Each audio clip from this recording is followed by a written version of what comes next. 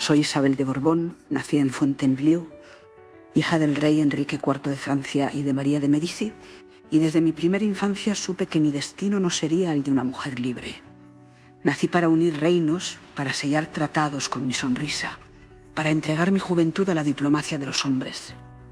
A los 13 años se prometieron en matrimonio con Felipe IV de España, entonces príncipe de Asturias, y comprendí que mi vida quedaría escrita entre las sombras de la etiqueta y la fe. Llegué a Madrid siendo apenas una niña. Recuerdo el sol de Castilla cayendo sobre los muros del Alcázar, el idioma grave, la severidad de una corte donde cada gesto tenía un significado. Venía de Francia, donde el aire parecía más ligero, y encontré con una España austera, orgullosa, donde la majestad era casi una forma de penitencia. Felipe se convirtió en rey poco después de nuestra boda. Era joven, apuesto y melancólico. Tenía en la mirada la tristeza de quien hereda más deberes que esperanza. Entre nosotros nació un amor sereno, aunque no exento de dolor. Fui su esposa, su confidente y en ocasiones su conciencia. Pero también fui testigo de sus debilidades, de las sombras que lo rodeaban, de su soledad disfrazada de poder. El duque de Olivares, su valido, dominaba los asuntos del reino. Y yo, desde mis aposentos, observaba cómo la grandeza de España se consumía en guerra sin fin y en la soberbia de los hombres.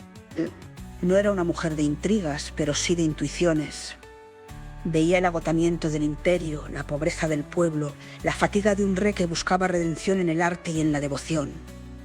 Encontré consuelo en la fe y en la maternidad. Tuve 8 hijos, aunque la muerte arrebató a la mayoría. Solo Baltasar Carlos, mi adorado primogénito, llenó de esperanza nuestros días. En él veíamos el futuro, el renacer de una dinastía cansada. Su risa iluminaba la corte y hasta el propio Velázquez, con su pincel inmortal, lo retrató como símbolo de continuidad. Pero Dios, en su inescrutable voluntad, se lo llevó demasiado pronto. Cuando mi hijo murió en 1646, yo ya no vivía. Sin embargo, siento que una parte de mí murió con él años antes, presintiendo su destino.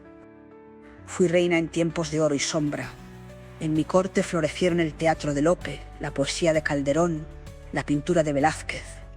España brillaba aún en el arte mientras se apagaba en la política.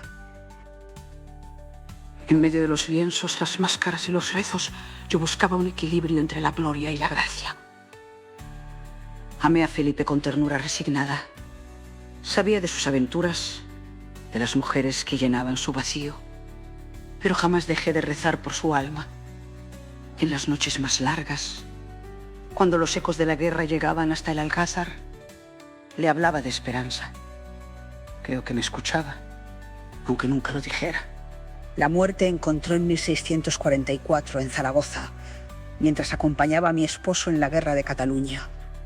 Mi cuerpo se debilitó, pero mi espíritu permaneció firme. Moré lejos de Francia, lejos de mi niñez, pero cerca de aquello en lo que siempre creí, la dignidad, la lealtad y el amor. Si alguna vez mi nombre se pronuncia, que sea con justicia, no como la sombra de Felipe IV, sino como la luz serena que intentó acompañarlo en medio del crepúsculo. Porque, al final, solo el amor, aunque callado y doliente, puede ser más duradero que cualquier trono.